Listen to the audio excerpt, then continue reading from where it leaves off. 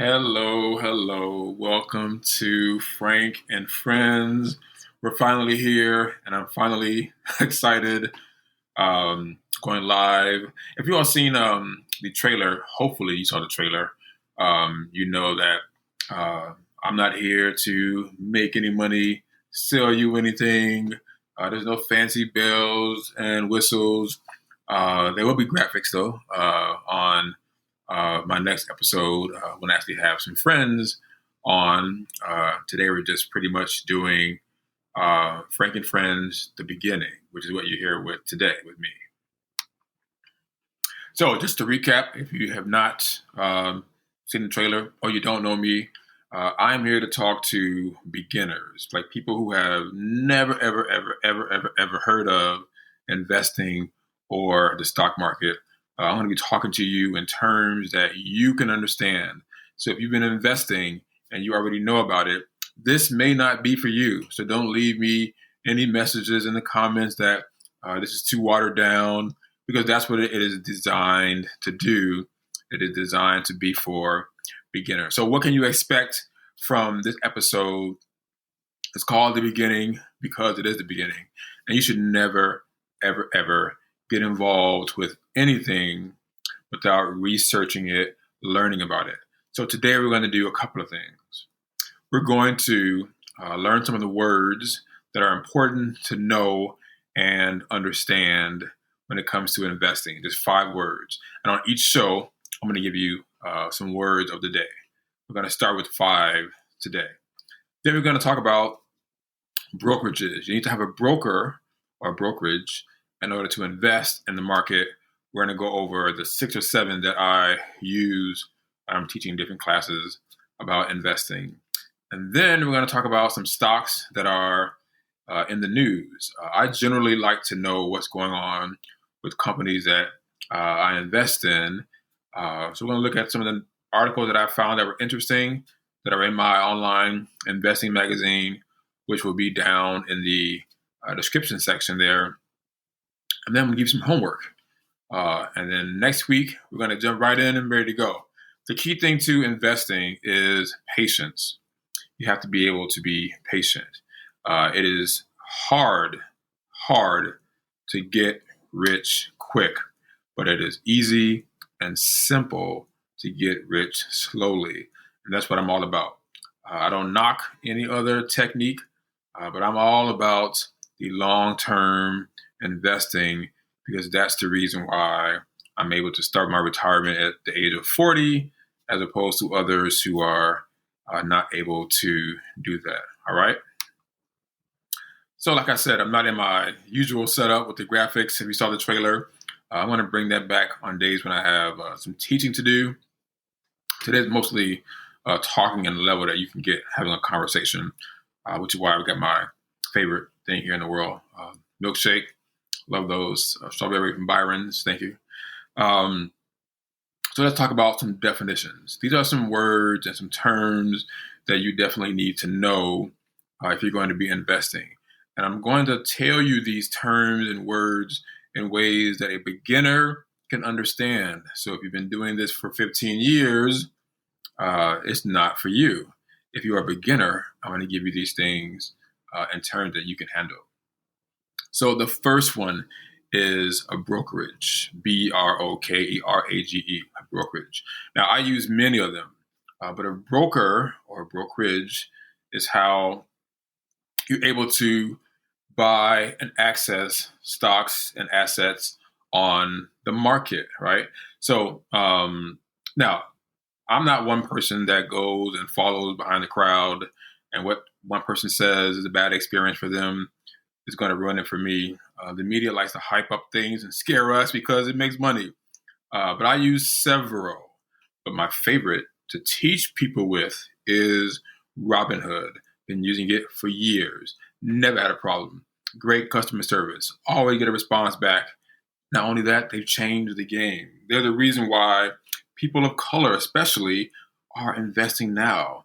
Robinhood forced all these other agencies to do $0 trading and no commissions and all that kind of good stuff. So I'm not ready to desert them yet. They have had great customer service experiences for me. I'm not a gambler, so my long-term investing, I've never been cut off from anything. So I'm a huge fan of Robinhood. I also use Webull, Webull. Again, I use so many because I'm always teaching people how to invest, and because people use so many different forms of investing, it's good for me to know about each one of them. So I've used several that I'm going to talk about throughout my time with you all, and I use it for a while, so I'm able to compare. Some people like to talk about what they think they're all about, but as you will see throughout your time with me, I use all of them. I put my money in all of them. I understand all of them because I use them. So I go by what my experiences are, not what I hear from other people. But I do use Webull, and it has its advantages as well. That's one. I also use Cash App to do some investing. Not my favorite, but a lot of young people that I know use Cash App, so I had to use it to learn it so that I can teach them how to invest. Now, as far as the big brokerages, Fidelity is the one that I use. I'm not a fan of any of the big brokerages because of the amount of money that they take out from you. I believe that if you educate yourself, like you're trying to do today, you can invest on your own for free. You don't even need a 401k. Don't even need life insurance because you're investing on your own, making your own money. But Fidelity would be the one that I'll talk about here that I use. Now, the equivalent, though, to me, of Fidelity, if you want somebody to pick all of your stocks and things for you, Betterment is one that I use. I actually recently got my cousin on Betterment because Betterment actually allows you to start over with banks. If you have some issue with banks in the past, and the mainstream banks won't give you an account because you need an account to set up your brokerage account. You have to connect a bank to your account for many reasons. It proves that you're a citizen and that you're of age and all that kind of good stuff.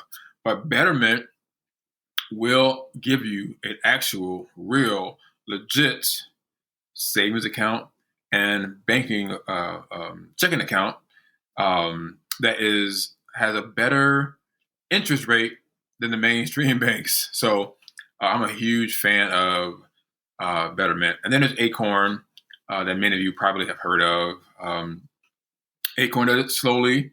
Whenever you spend money at like Walmart, whatever the change you have left over, they take that change, round it up, and they invest it for you. So those are brokerages. And I will leave a link down below in the description for you to try out the one that is for you. My personal favorites, though, again, I'm a huge fan of Betterment and Robinhood. So those of you that listen to my podcast, you know that I'm a fast talker. I've been born that way. I say a lot. Don't know why that is. I apologize. But I will answer any question you have down in the comments. Also, check out my investing magazine as well. So what is the point of investing? A lot of times people see on the news, oh my God, this stock, like AMC, has just made $40. I'm going to go out. I'm going to buy that stock. Well, it was better for you to buy that stock before you heard about it from your friends. If you would have bought it at $10 or $4, that's better than buying it at $40, right? People buy things at $40. That's called FOMO, the fear of missing out. Everybody's doing it. I need to go and do it too. However, the people that bought it at the $10 are smart because they're getting what's called capital gains, right? When you got it at $10 and then you went out and told all your friends to go and get it at a higher price, all your friends have made you money. They may not get the same amount of money you get because they're paying it at $40 and it may drop down, but you're able to get it at $10, which is why it's pretty cool and smart to go and get a stock when it's low and then tell everybody else to get it when it's high because then they'll make you some money. Not that people do that. I'm just saying that's how it works. But you want to get capital gain. You want to get stocks when they are at their lowest. So that's our next word for the day, capital gains. Of course, you pay taxes on that, which we'll get into that on a later episode. Again, this is for beginners. It's not for people that are advanced. I'm just helping out those who are just starting out in this. So dividends, wow. So this is my favorite part of investing. Dividends, it's what pays half of my bills, that allows me to live a certain lifestyle. Dividends are, I think, the hidden gem of investing. People think about investing for the first time. They think about just giving up their money and not seeing it for a long period of time. They have to just let it sit there and then not get anything out of it. That makes them not want to invest. But a smart person, which is you now, knows that dividends are actually the benefits that you get from investing now, right? So, for example, I invest in Apple stock. And for every share that I have of Apple, out of Apple's profits, they owe me a percentage of that, which is called a dividend. So I get that money direct deposited into my account every 3 months. And those dividends in the beginning, right, I was letting those dividends roll over, which is called DRIP on Robinhood. That's a dividend reinvestment program where you get dividends, because it's small in the beginning. You get dividends, and from Apple, you give it back to Apple, and then you let Apple handle it. Again, I'm recording this live, so when I do it live, you never know what's going to happen at all. So dividends are good because you want to be able to use your assets to help pay your lifestyle, not your job, right? So you want to have enough dividends over time that you're paying your rent or your mortgage or your car note, and you're not relying on your job because jobs come and go. But your dividends, people are getting dividends from their great grandfathers because their investments or that company is still around today, like Pepsi or something like that. And the dividends just keep going and going and going, depending on who you leave your assets to. That's called generational wealth, right? When you have generational wealth, your family is still collecting, your sons and your sons' sons are still collecting those dividends. So make sure that you understand, what dividends are. That's a huge part of investing that worked for me. Now, there are many different types of investing. I'm not the expert on the other types of it, but I'm a huge dividend investor, and I enjoy getting those direct deposits. I get them every week now, but I enjoy getting those direct deposits from different companies. Index funds. So index funds are basically like a group of stocks that you can get a piece of. For example, the S&P 500, right? You hear that a lot. You hear that all the time on the news, on the TV.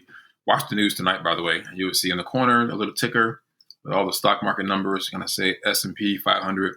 That's the 500 top companies in the country. That usually determines how the market is doing. If they're doing good, they say everything is great. If they're not doing good, they say everything is doing bad.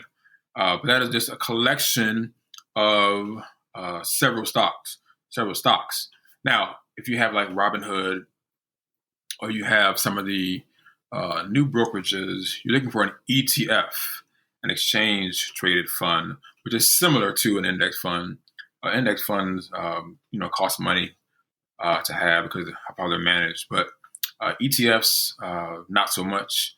For example, let's say you didn't know which airline to invest in. Then you want to invest in the ETF, which is a collection of all the airlines together.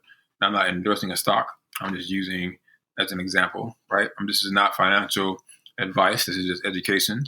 Marijuana. You don't know what marijuana stock is going to hit it and make it big. So why not invest in the ETF or the index fund, which is a group of all the marijuana stocks. You get it? And the last one for today is a crash. People who are new to the market go crazy when they hear the market is crashing or it's about to crash or when is it going to crash. One, nobody can predict the market. That's one. Nobody. Two, every crash that has ever happened in the history of the stock market, it has always recovered. Matter of fact, Warren Buffett, one of the most successful, probably the most successful investor in the world will tell you that millionaires become millionaires during a crash. Think about when I first started talking about capital gains, getting prices when it's low. When there was a crash, it means that people are just selling and taking all their profits, which brings the price down, right? So if it was $40 during a crash, may now be $5. As Warren Buffett says, and which is what I do and most successful people do, when a stock is $5, we consider that to be on sale. If it was good for me to buy at 40, it's even better for me to buy at 5. So I'm going to load up on this stock because I know throughout history over time, the market has always recovered from a crash. So when you're educated, you're not as fearful of a crash, depending on your age, right? Because you know that the history shows that this is the greatest country in the world financially, and it's going to recover, and we're going to get back onto our feet at some point. So the words of the day to learn were brokerage. I'm saying that fast. I'm saying it wrong probably. Capital gains, dividends, index funds or ETFs, and a crash. Those are the words of the day. All right, let's open up my investing magazine and see some news. I think it's important to invest in stocks and companies that you know what's going on with them or that you spend your money at because it's easier for you to follow what's going on. So without endorsing any of them, I want to go over some of the stories that I put in my magazine today, actually, that you might want to take a look at. And there's a link in the description to get my investing magazine on Flipboard. So one of the articles that I thought was very interesting that I wanted to share on the magazine is titled, "Remember when you could score a bargain on Airbnb?" Not anymore. And it's from MarketWatch. And the tagline is, the common perception has been short-term rentals are cheaper than staying at a hotel.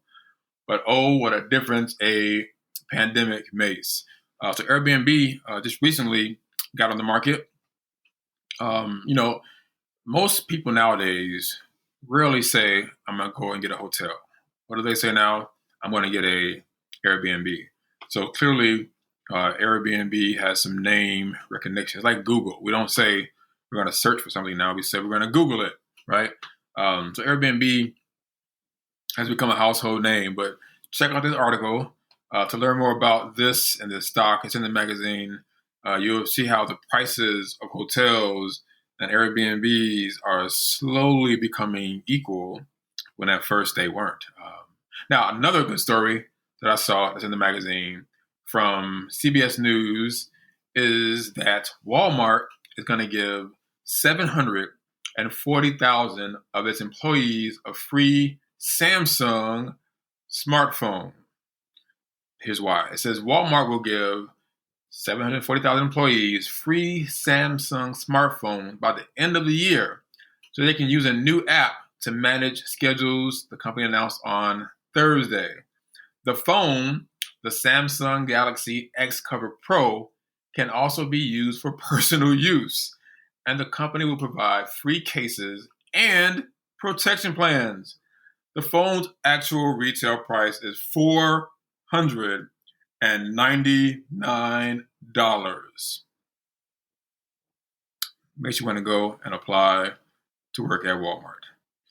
Go check out that article and read more about that story. Again, these are all companies that I invest with.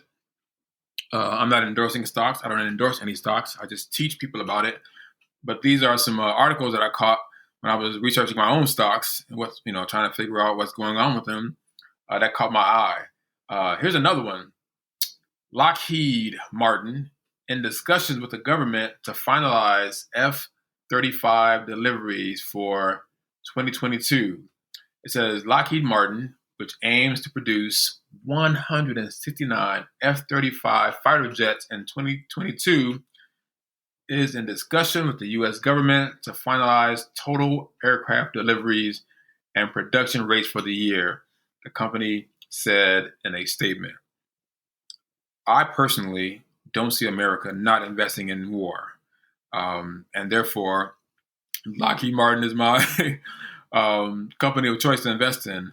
For me, it works for me. This is not an endorsement of Lockheed Martin. This is just what works for me. I don't see us not investing in the military anytime soon. This is a pretty cool story. You should go and check it out in my online magazine. And then one last one here. McDonald's is from Fox Business. McDonald's is using automated voice ordering at 10 of its Chicago restaurants. When you go to the drive-thru, you used to hear maybe a automated voice at first that said, "Welcome to McDonald's," right? Well, now McDonald's is testing out the entire drive-thru experience being automated. You know, when you have like Siri and you're able to talk to mine and go off, did it? Nope. You're able to talk to her and tell her what you want and can have a conversation with you. Well, now McDonald's is testing out letting the same type of thing happen in the drive-thru, where you go through there, your whole order, your total is worked on by a actual computer, AI. And it says that it got the order correct 85% of the time, compared to when a human is doing it, I believe it's 80% of the time. That is an amazing thing to hear about, right? What does that mean for jobs? You know, that McDonald's is doing this, but it's really all about the investor, which is why it's important to invest. These companies care a lot about the investors, which is me, and hopefully now you, right? So check out those stories and more in my investing magazine. They're pretty good, aren't they? Pretty interesting, especially that one about the Walmart and the phones, right? Like, what job is giving out a $500 phone? Come on. So let me end by giving you some homework, which I will do all the time. You've got to go and find you a brokerage. Which company are you going to use to invest in? Again, in the description, there'll be several that you can check out. Most of them nowadays, by the way, start you out with some free stock. Click on the link that I have down there, and as soon as you connect your bank to it and it can prove that you're 18, that you're a citizen, they will give you some free stock. So, you know, you can start investing for $0 with the free stock. By the way, I've got some free stock that I've been holding since I first started investing, and it is worth hundreds of dollars now. Didn't cost me anything, which is why everybody should be investing. Your other homework, that's more important, because next week we're starting with actually investing and putting some money in. You need to make a list of all the things in your life that you spend money on regularly, right? If you are a Apple person, got my iPad right here, right? Write that down. If you are a gym shoe person, you buy a lot of Jordans or Air Force Ones, Nike, write that down. If you like Mariano's, like me, which is owned by Kroger, write that down. If you shop at Walmart a lot, write that down. Where do you get your health insurance from? Is it Allstate? Your credit cards, your debit cards, do they say Visa? Do they say MasterCard? Do you use PayPal? They charge you some fees. Make a list of where all your money goes in your life. Because I'm a firm believer in not just making other people rich, but you benefiting and getting some of that money back from where you spend money at all the time. And eventually, right, your dividends will pay your cell phone bill. It will pay your grocery bill. Are you following me? Thank you all for starting out with this first episode. Hope you learned something. Hope you will join me next week as we hit the ground running by actually putting some money in together. Whatever money is good for you. $1, $5, $10. Let's start from scratch and have this journey to investing together. Thank you all very much, and I will see you on the next episode of Frank and Friends.